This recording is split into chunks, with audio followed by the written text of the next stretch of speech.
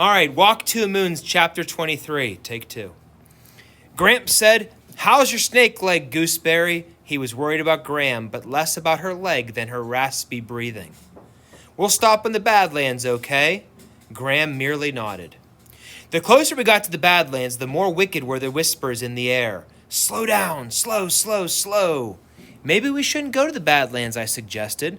"What? Not go? Of course we should go," Gramps said. "We're almost there. It's a national treasure." My mother must have traveled on this road. What was she thinking about when she saw that sign, or that one, when she reached this spot in the road? My mother did not drive. She was terrified of cars. "I don't like all that speed," she said. "I like to be in control of where I'm going and how fast I'm going." When she said she was going all the way to Lewiston, Idaho on a bus, my father and I were astonished. I could not imagine why she had chosen Idaho. I thought perhaps she had opened an atlas and pointed a finger at any old spot, but later I learned that she had a cousin in Lewiston, Idaho.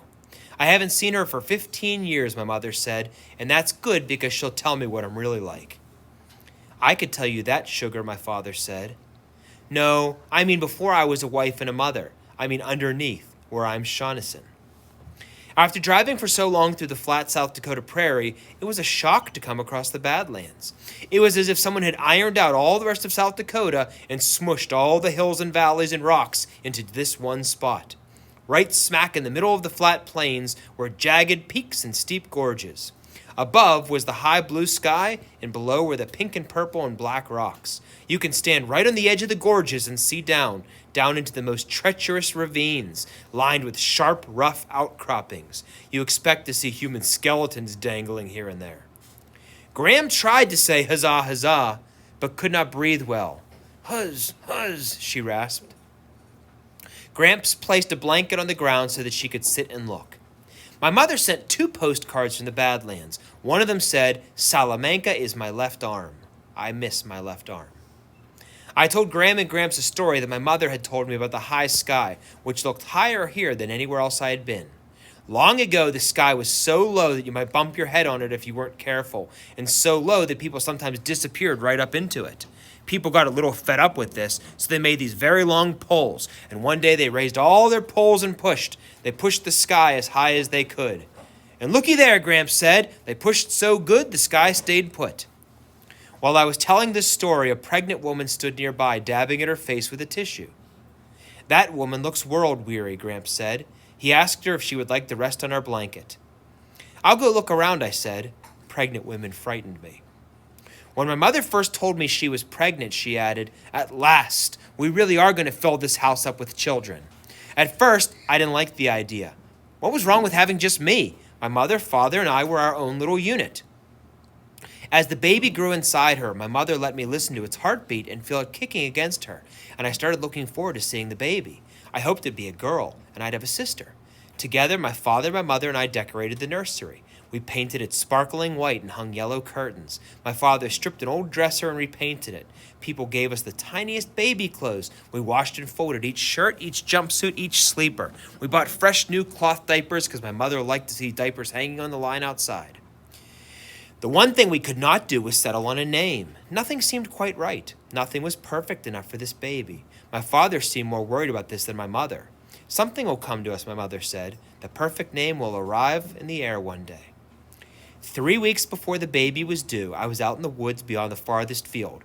My father was in town on errands, and my mother was scrubbing the floors. She said that scrubbing the floors made her back feel better. My father didn't like her to do this, but she insisted. My mother was not a fragile, sickly woman. It was normal for her to do this sort of thing. Out in the woods, I climbed an oak tree, singing my mother's song, "Oh, don't fall in love with a sailor boy." I climbed higher and higher. Then, the branch I stepped on snapped. I grabbed out at another, but it was dead and it came away in my hands. I fell down, down as if I were in slow motion. I saw leaves. I knew I was falling. When I came to, I was on the ground with my face pressed in the dirt. My right leg was twisted beneath me when I tried to move it, I felt as if sharp needles were shooting up and down my leg. I tried to drag myself across the ground, but the needles shot up to my brain and made everything black.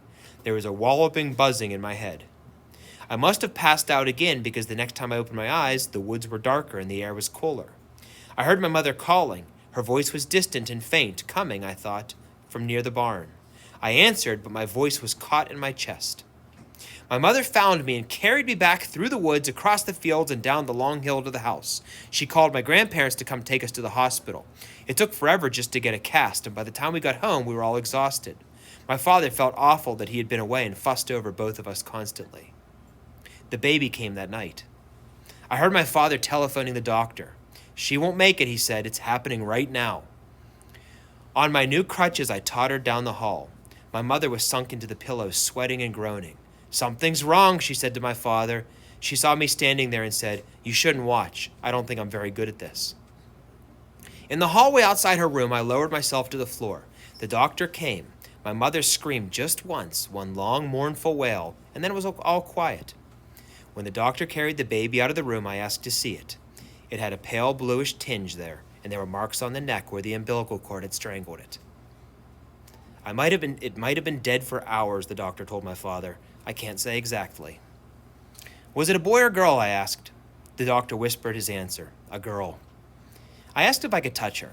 She was still a little warm from being inside my mother. She looked so sweet and peaceful, all curled up, and I wanted to hold her, but the doctor said this was not a good idea. I thought maybe if I held her, she'd wake up. My father looked shaken, but he didn't seem concerned about the baby anymore. He kept going in and touching my mother. He said to me, It wasn't your fault, Sal. It wasn't because she carried you. You mustn't think that. I didn't believe him. I hobbled into my mother's room and crawled up on the bed beside her. She was staring at the ceiling. Let me hold it, she said. Hold what? The baby, she said. Her voice was odd and silly. My father came in and she asked him for the baby. He leaned down and said, I wish. The baby, she said. It didn't make it, he said. I'll hold the baby, she said. It didn't make it, he repeated. It can't be dead, she said in the same sing-song voice. It was alive just a minute ago. I slept beside her until I heard her calling my father. When I turned on the lights, I saw the blood spread across the bed. It had soaked the sheets and the blanket and had soaked into the white plaster of my cast. The ambulance came and took her and my father away. Graham and Gramps came to stay with me. Graham took all the sheets and boiled them.